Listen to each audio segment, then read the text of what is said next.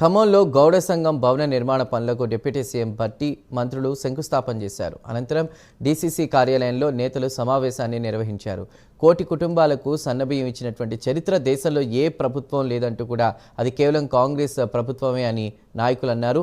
Ration card ఉంటే ఉచిత విద్యుత్, ఇళ్లు లేని కుటుంబాలకు ఇందిరమ్మ ఇళ్లు, 500 గ్యాస్ ఇస్తున్నామని తెలిపారు. లక్ష్మీనారాయణ గారు మాజీ శాసన మండలి సభ్యులు నన్ను మహేష్ నన్ను కలిసినప్పుడు ఇక్కడ గౌడులకు సంబంధించి ఒక కమ్యూనిటీ హాల్ కట్టుకోవాలి అనే ఆలోచన చెప్పగానే తప్పకుండా ఈరోజు రాష్ట్రంలో కులదైవమైన రేణుక ఎల్లవ తల్లి ఆశీర్వచనంతో ప్రభుత్వంలో ఉన్నాం. తప్పకుండా ఇక్కడ భవన నిర్మాణానికి శంకుస్థాపన చేసుకోండి, ఎటువంటి ఇబ్బంది లేకుండా త్వరగా పూర్తి చేసుకుందాం అనేటువంటి విశ్వాసాన్ని ఆ రోజు వారికి ఇవ్వడం జరిగింది. అందులో భాగంగా ఈరోజు శంకుస్థాపన చేసుకోవడానికి ఇక్కడికి వచ్చినాం. మరొకసారి మీ అందరికీ విశ్వాసం ఇస్తా ఉన్నాం. ఈరోజు పెద్దలు రాష్ట్ర ఉప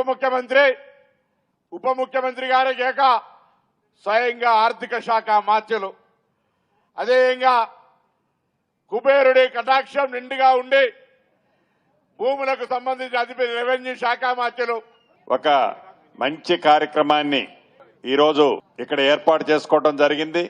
దాంట్లో భాగస్వాములుగా మమ్మల్ని కూడా చేర్చినందుకు మనస్ఫూర్తిగా నా గౌడ సోదరులందరికీ మనస్ఫూర్తిగా శిరస వంచి అభినందనలు, కృతజ్ఞతలు తెలియజేస్తున్నాను.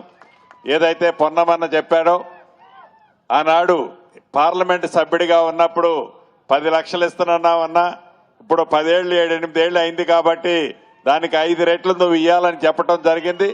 తప్పకుండా మాకు చెప్పిన ఈ 2.5-3 కోట్లే కాదు, ఇంకా ఏదన్నా కొద్ది గొప్ప తక్కువైనా 100% ఈ గౌడ సంఘ భవనాన్ని పూర్తి చేసే బాధ్యత ఈ ప్రభుత్వ పక్షాన ఆర్థిక శాఖ మంత్రి గారి పర్మిషన్ తో మీకు తెలియజేస్తూ సెలవు తీసుకుంటున్నానన్న. Thank you.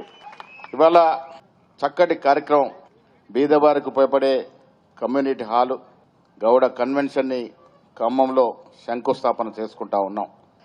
హైదరాబాద్లో కొన్ని ఫంక్షన్ హాల్ చూస్తూ ఉంటే వాటికి అయ్యే ఖర్చు చూస్తే ఒక సామాన్యుడి జీవితకాలంతో సరిపోతుంది.